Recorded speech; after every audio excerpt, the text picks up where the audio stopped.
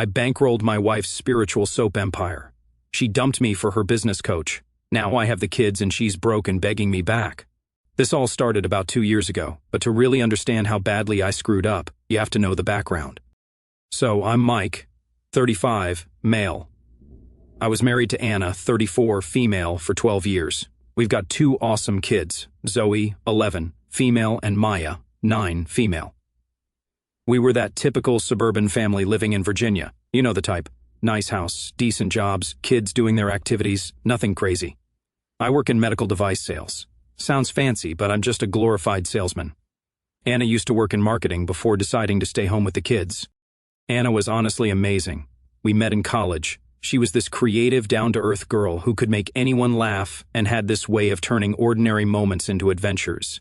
She'd pack these elaborate picnic surprises for no reason, or start random dance parties in the kitchen while making dinner.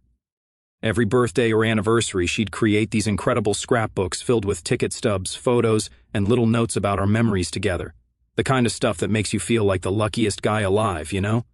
When the kids came along, she threw herself into being a mom with the same enthusiasm, made their lunches into little art projects, turned bedtime stories into full theatrical productions complete with different voices for each character.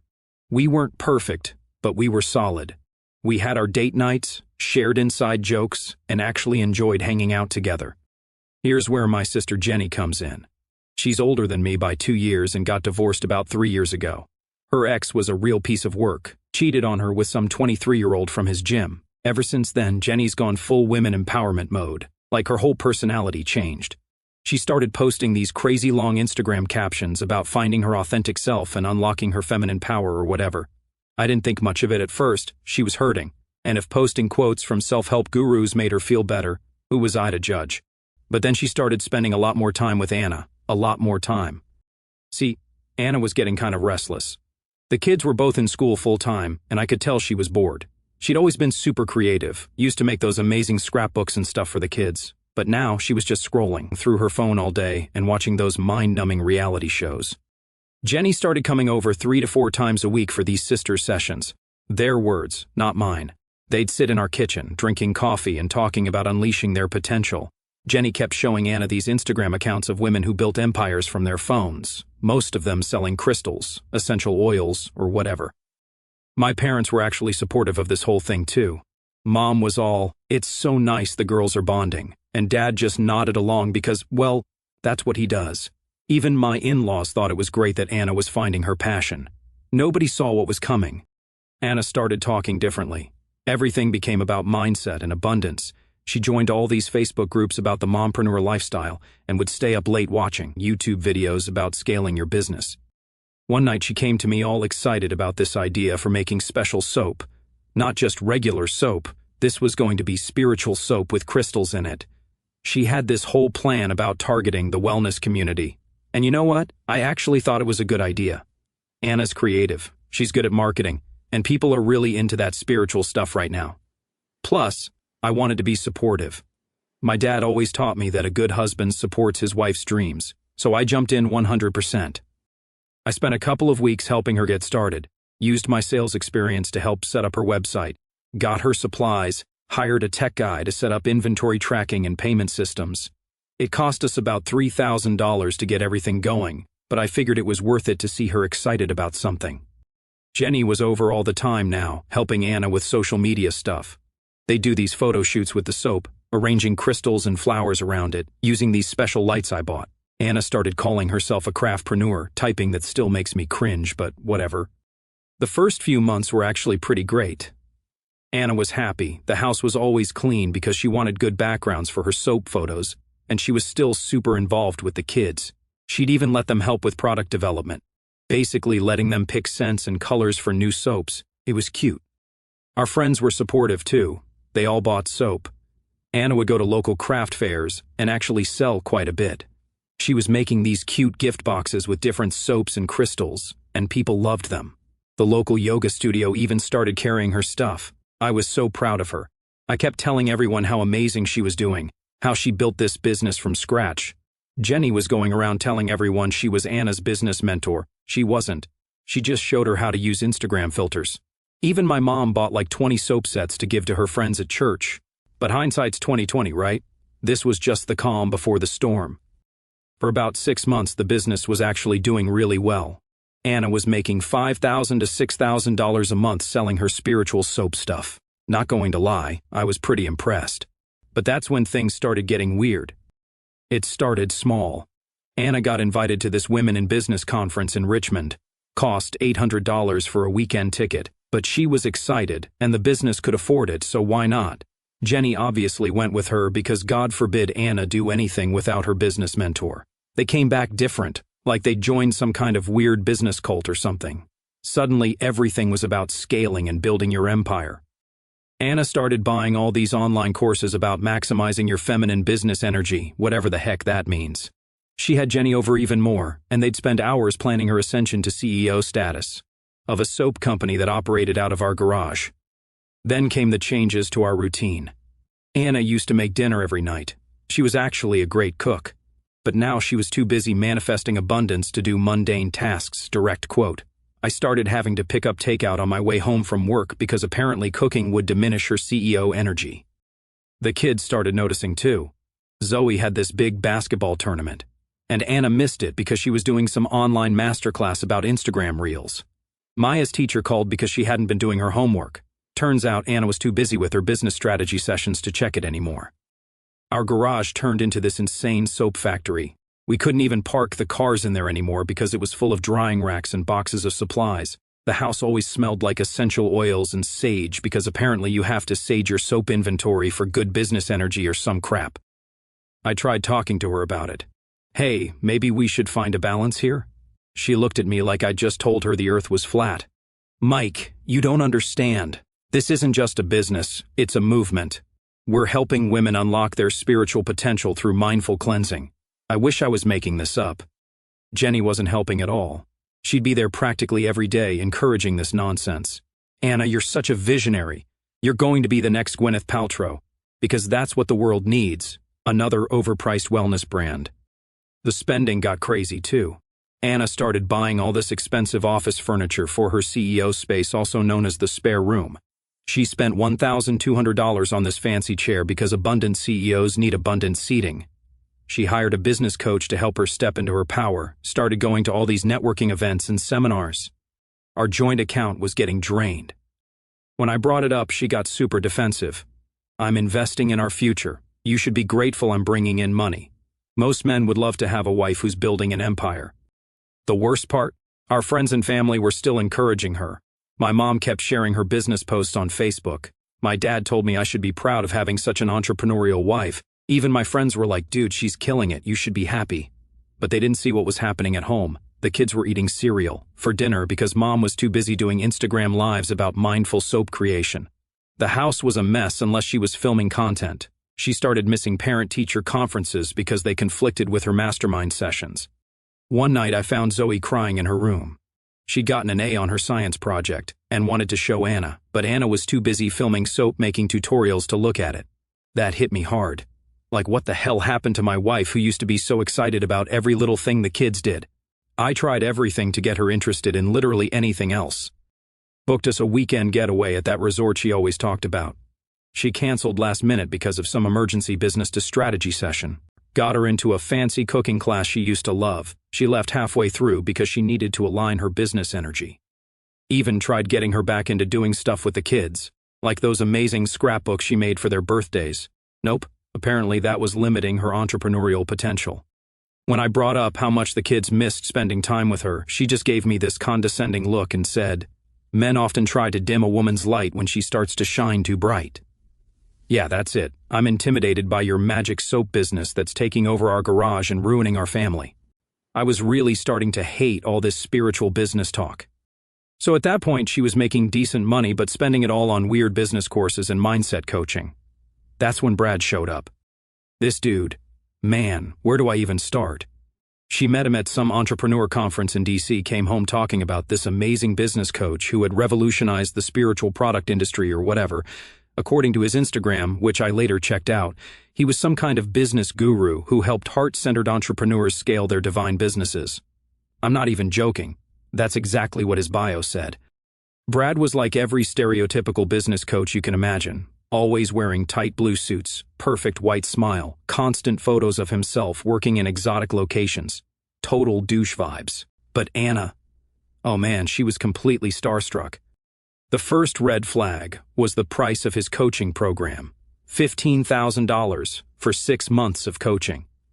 $15,000 to teach someone how to sell soap. I nearly fell off my chair when Anna told me, but she had already paid the deposit using business funds before even talking to me about it. It's an investment in our future, Mike. Brad has helped other spiritual entrepreneurs scale to 7 figures. That was her justification. She kept showing me testimonials from his other clients, all saying how he helped them manifest abundance and crap like that. The coaching started with weekly Zoom calls that had to be in the evening because apparently soap business strategy can only be discussed after 8 p.m. Anna would get all dressed up for these video calls like she was going to a fancy dinner, full makeup, nice outfits, the works, for a Zoom call about soap. Then came the intensive strategy sessions that had to be in person. These meetings were always at some fancy hotel lobby or upscale coffee shop, never at an actual office, and they always seemed to run late into the evening. Jenny, who was still hanging around all the time, thought Brad was the best thing since sliced bread. OMG Anna, he's such a visionary and he totally gets the divine feminine energy of your brand. She'd help Anna get ready for these coaching sessions like she was preparing her for prom. The kids started asking questions I couldn't really answer. Why does mom dress up to talk about soap? How come she can go to business meetings but not my dance recital? Maya's teacher emailed me again because Anna missed another parent-teacher conference. Apparently she had an emergency strategy session with Brad. The breaking point for me was when Zoe got sick at school. She had a fever and needed to be picked up. I was in the middle of a huge project at work and couldn't leave. Called Anna, straight to voicemail. Texted her, no response. Finally got hold of Jenny, who told me Anna was in a session with Brad and couldn't be disturbed. I had to make up some excuse at work and go get my kid because my wife was too busy manifesting with her business coach to take care of our sick daughter. When I finally got hold of Anna that night, she acted like I was being unreasonable. Mike, Brad says a true CEO has to make hard choices sometimes. You're just not thinking abundantly enough. Around this time, the business actually started making less money. Anna was so focused on scaling and building her empire that she was neglecting the actual soap making. Orders were going out late, customers were complaining about quality, but she didn't care because she was too busy planning her ascension to 7 figures. I started documenting everything. The missed school events, the late-night coaching sessions, the money being spent on Brad's program. Something felt really off. I also started paying more attention to Anna's schedule. Those coaching sessions were getting more frequent and always at weird times. She'd come home late smelling like expensive cologne, not the essential oils she usually reeked of. I'm not proud of this part, but I started checking our credit card statements more carefully. Found charges from hotels near where these business meetings were happening. Not exactly the kind of places you discuss soap marketing, if you know what I mean. But I didn't have solid proof yet. Part of me didn't want to believe it. Maybe there was some explanation that wouldn't destroy our family. Then one Tuesday afternoon, I got this text from Zoe that changed everything. Dad, Mom's with that business coach at the mall. They're kissing. Maya won't stop crying. Please come get us. That text from Zoe shattered my whole world. My daughters, 11 and 9 years old, had to watch their mom make out with another man in the middle of a public Starbucks. They were supposed to be having a fun day at the mall with their friend's mom. Instead, they got to see their mother destroy our family right in front of them. I rescheduled my afternoon hospital appointments and went to get them. The whole drive there, Maya kept asking, "Why was Mommy kissing that man? How do you even answer that?" Zoe was just quiet, which was almost worse. The drive home felt like it lasted forever. All I kept thinking about was how I'd practically gift-wrapped this nightmare. $3,000 to start her business, the fancy lighting setup for her soap photos, the inventory tracking system. I'd been so proud of supporting her dreams, of being that understanding husband who helped his wife find her passion. What a joke. I'd basically paid for front row seats to watch my marriage implode. Every encouraging word, every "you can do this, honey," every dollar I'd invested, I might as well have been building the stage where she'd eventually perform her betrayal. The steering wheel creaked under my grip as I fought the urge to punch something.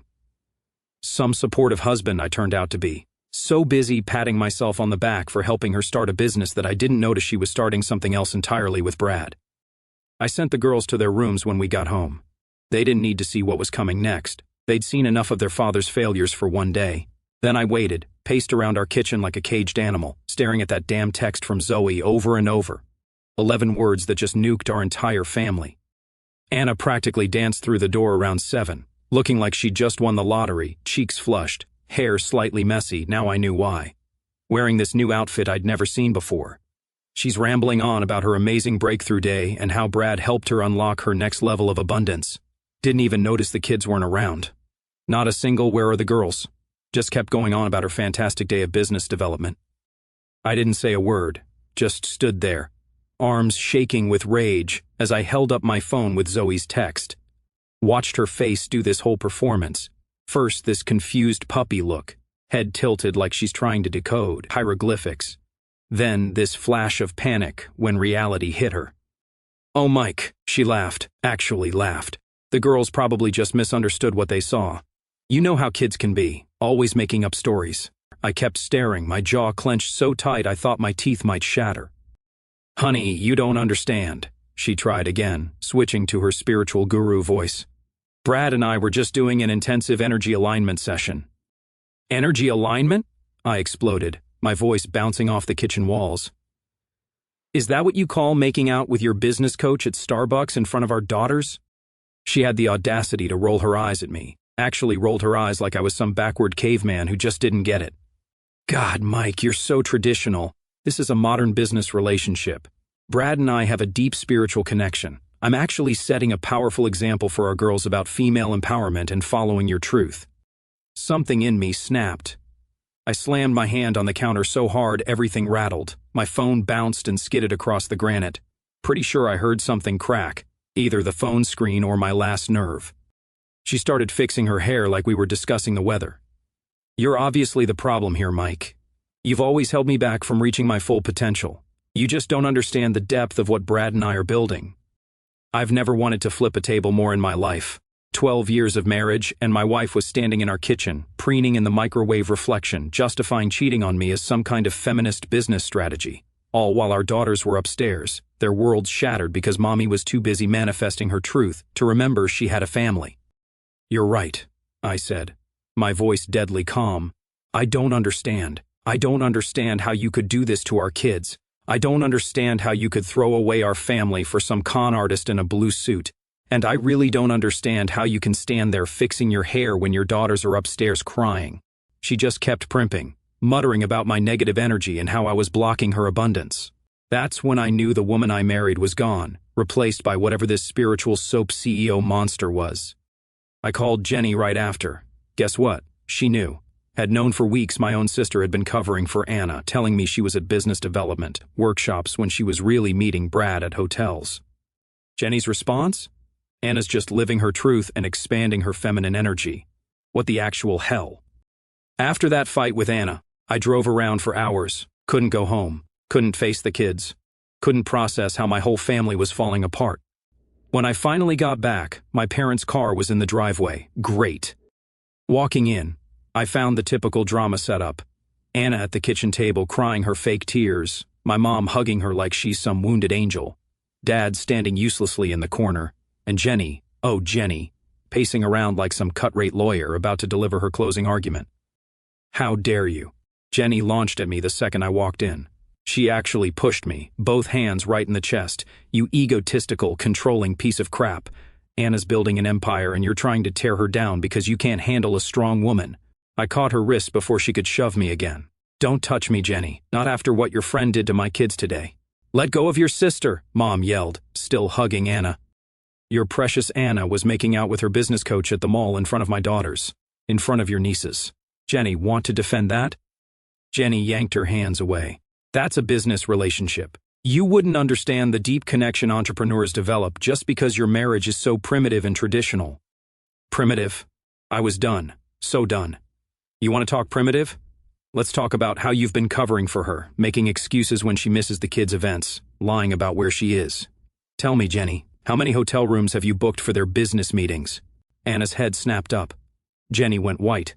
Bingo. Yeah, I know about that too. You think I don't see the receipts, the room charges, the business dinners? What kind of aunt helps destroy her niece's family?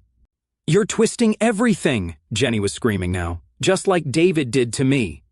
Don't you dare compare me to your ex. David cheated on you. Or did you forget that part? Now you're helping Anna do the same thing to me. What happened to cheaters or scum, Jenny? Or does that only apply when it's happening to you? Mom jumped in. Don't talk to your sister like that. No, let him talk. Jenny stepped right up to my face. Let him show everyone exactly why Anna needed to find support elsewhere. You're pathetic, you know that? Afraid of your wife's success. Can't support her dreams. Can't ignore her screwing her business coach. Can't pretend it's normal when my kids have to see their mom with another man. Tell me, Jenny, what exactly should I be handling better? That's when we heard the crying upstairs. Maya tried to push past me to the stairs, probably to play the caring aunt. I grabbed her arm. Don't you dare go near my kids. You lost that right when you helped their mother cheat on their father. They need their mother. Jenny yanked away. Zoe's voice from the top of the stairs stopped everyone cold. Our mother doesn't care about us anymore. She cares about Brad, and Aunt Jenny helps her. We're not stupid. The look on Jenny's face, like someone had slapped her. Good. Hope it hurt. The rest of that night was a blur of more screaming, more accusations, more of Jenny's feminist buzzwords thrown around like confetti. But that moment, seeing Jenny realize the kids knew about her part in all this, almost made it worth it. A week passed. Anna was still at my parents', playing the victim. Then apparently she went to Jenny's place because Jenny was over every day trying to get the kids to visit their mom. They refused. That's when things got ugly. Instead of rushing to a lawyer, I played it smart. I moved money faster than Anna could say manifest abundance, got a new account set up, and started treating our family finances like the business she always wanted to run. Funny how she wasn't so excited about abundant entrepreneur energy when it meant actually paying for stuff. The look on my parents' faces when they tried calling me cruel for cutting off their precious spiritual entrepreneur, pure gold. Mom was all, how could you do this to the mother of your children? Until I dropped all the evidence folders on their kitchen table, hotel receipts, coaching session payments, time-stamped photos, the whole 9 yards. My dad, who usually has the emotional range of a garden gnome, actually muttered, well, damn, when he saw the credit card statements. Coming from him, that's basically a 3-hour monologue. Meanwhile, the soap empire was crumbling faster than her crystal-infused bars in hot water. Remember all those manifestation posts about scaling to 7 figures? Yeah, turns out manifesting doesn't pay the bills. Who knew? Orders were piling up unfulfilled, customers were demanding refunds, and her spiritual business community was starting to see through the rose quartz-tinted glasses. Here's where I got creative. And by creative, I mean absolutely truthful. I started leaving honest reviews about her products online. No rage, no drama, just straight facts. Order number 127 never arrived. Multiple emails ignored, requested refund or product, quality inconsistent, crystals fell out of soap after 1 use. Not as advertised. Simple, right? Turns out I wasn't the only one holding back. Once one person spoke up, the floodgates opened. It was like watching dominoes fall, if the dominoes were overpriced soap bars. Those fancy yoga studios that used to stock her products? Gone. The Instagram influencers she paid to promote her sacred cleansing journey? Ghosted faster than a Tinder date who finds out you're not actually a Bitcoin millionaire. Her wholesale accounts dried up quicker than her soap in a steam room. Then Brad, our favorite tight suit-wearing guru, straight up vanished when the coaching fees stopped rolling in. Who would have thought a guy charging $15,000 to teach people how to sell soap wasn't actually interested in their spiritual journey? The moment Anna couldn't make the payments, he was gone. No more late-night strategy sessions, no more emergency business meetings, no more nothing. The best part in all that is, I didn't have to do anything except sit back and watch. No screaming, no fighting, just the sweet sound of reality finally catching up with delusion. Jenny tried to do damage control, bless her heart. She was posting these long-winded Instagram captions about weathering storms and rising from adversity faster than Anna could burn sage. But here's the thing about reality. It doesn't care about your hashtags. Anna couldn't even keep her phone on anymore. Remember how she used to be glued to it, always connecting with her audience and building her community? Now she couldn't even afford the bill. Jenny wasn't doing much better. Turns out covering for your friend's affair and enabling her business fantasies doesn't actually pay the bills. Who knew? The landlord finally kicked them both out when the rent checks bounced harder than their abundance mindset off actual business reality. Want to know the definition of karma? watching two boss babes realize their manifestation journals won't actually manifest rent money.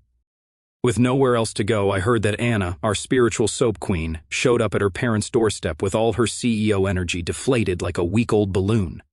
Her parents, who had been her biggest cheerleaders in this whole mess, had finally seen enough receipts and evidence to realize their daughter wasn't exactly living her authentic truth, unless that truth involved hotel rooms with Brad. They actually turned her away. And let me tell you, watching my former in-laws choose reality over their daughter's BS was like watching pigs fly while riding unicorns. But here's where it gets really good, Jenny, the original feminine power guru who started this whole mess. Well, she went crawling back to her ex. Yeah, that ex. The same guy she spent 3 years calling every name in the book on Instagram, the dude she claimed was dimming her light and suppressing her feminine energy. Suddenly, he was her stable foundation and proof that love conquers all. The mental gymnastics Jenny pulled to justify this move would have won her Olympic gold. Her Instagram went from men are trash to sometimes the universe brings people back together for a reason faster than you can say hypocrite. She even had the audacity to post a 12-part series about forgiveness and growth, while conveniently forgetting all those posts about how her ex was basically Satan in business casual. Meanwhile, Anna ended up in this tiny one-bedroom apartment that looked like a soap warehouse had a baby with a crystal shop. Boxes of unsold inventory everywhere. Floor-to-ceiling stacks of spiritual soap that nobody wanted. Those same products she swore would make her millions were now basically really expensive air fresheners. The irony of her being surrounded by cleaning products while her life was this messy. Chef's kiss. After a month, I found out that these two brilliant minds decided their next move should be starting a spiritual coaching business, because apparently the best time to start coaching others is right after you've spectacularly failed at everything yourself. Shockingly, nobody was buying what they were selling anymore. Turns out when people watch you crash and burn your soap empire, they're not super keen on paying you for life advice. Their social media engagement dropped faster than their credibility, which was already somewhere in the Earth's core at this point. While all this was going down, I was focused on one thing: getting legally untangled from this mess and focusing on my kids. I got myself the kind of lawyer who eats entrepreneur energy for breakfast. The evidence pile I handed him was thicker than Anna's manifestation journal. Every bank statement, every delusional business expense, all meticulously documented. You should have seen Anna trying to play the victim in court. She pulled out every stop, tears on command, stories about sacrificing her successful marketing career for our family, conveniently forgetting she left that job to sell magical soap, claims about how she deserved spousal support because she was finding herself. My lawyer shut that down faster than Brad shut down her calls when the money ran out. Then came the custody battle. Or should I say attempted custody battle. Anna tried pushing for joint custody, probably thinking she could secure some child support to fund her next spiritual venture. But here's the thing about kids. They see right through BS. Zoe and Maya, bless their hearts, stood up in court and basically said, "Thanks, but no thanks to living with mom full-time." Watching their faces as they told the truth about all the missed events, the neglect, the Brad situation, that was harder than watching the soap empire crumble. The judge's verdict was sweet. I got primary custody. Anna got supervised visitation. Turns out courts aren't super impressed by parents who choose business coaching sessions over sick kids. And the financial settlement? Let's just say Anna's abundance didn't translate to actual assets. The moment those papers were signed, I swear I lost 150 pounds of dead weight instantly. Funny how letting go of a soap entrepreneur can do that to you. It's been about a month since the divorce was finalized. I've settled into a pretty good routine with the kids. Zoe joined the school basketball team. Turns out when your mom actually shows up to games, you feel like playing more. Maya's grades are back up since someone is actually checking her homework again. The house smells like normal house stuff instead of whatever the hell divine prosperity sage and lavender was supposed to be. One random Tuesday night around 9 p.m., there's this knock at my door. Not a normal knock, more like that sad, pathetic kind that screams, "I've hit rock bottom," and kept digging. I open up and there's Anna, looking like she just lost a fight with a Sephora store and a self-help bookshelf. Her woman power suit was replaced with yoga pants that had definitely seen better days, and her abundant entrepreneur makeup was looking more raccoon after an all-nighter. The transformation from spiritual business goddess to reality hit me like a truck was almost artistic. "Mike," she sniffled, trying to make her voice do that thing that used to work on me. "I don't want to be an entrepreneur anymore." I burst out laughing. Like, congratulations on finally catching up to what literally everyone else knew months ago. But I just stood there wondering if Mercury was in Gatorade or whatever she used to blame things on. Oh, I couldn't resist. So running an empire isn't your life's purpose anymore? What happened to the strong, independent woman vibe? She tried to force this sad little smile like we were sharing some inside joke about the whole thing. But here's the thing. It's only funny when both people are laughing, and I definitely wasn't laughing. I messed up, she admitted, her voice cracking like her business model. I got caught up in it all and I held up my hand. The same hand that used to help her package soap, that used to wipe our kids' tears when they couldn't understand why mommy missed another school event. Save it. You didn't just mess up, you burned everything down. And you didn't just hurt me, you hurt our kids.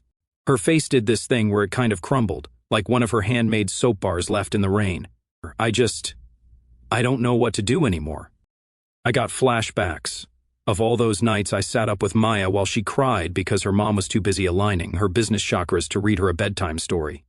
All those times Zoe's face fell when Anna's seat was empty at her games because she had another emergency strategy session with Brad. You figure it out, I said, stepping back. That's what CEOs do, right? And I shut the door. Through the grapevine, also known as my mom, who still talks to everyone, I heard Jenny is still with her ex, probably writing LinkedIn posts about coming full circle and divine timing or whatever. My parents and I are kind of okay now. We do Sunday dinners, but there's this unspoken thing where we all pretend the last year didn't happen. Some trust just doesn't grow back, you know? Me? I'm doing pretty good. Started dating a bit. Nothing serious, just coffee meets with normal women who don't think crystals can fix everything. Zoe and Maya are thriving. Turns out kids do better when their parent actually parents. Who knew? The garage is finally clear of all that soap inventory. Donated most of it to a homeless shelter, but I kept one bar. It sits on my desk at work, this weird purple thing with a crystal stuck in it. Whenever I have a rough day, I look at it and think, well, at least I'm not trying to build a spiritual soap empire.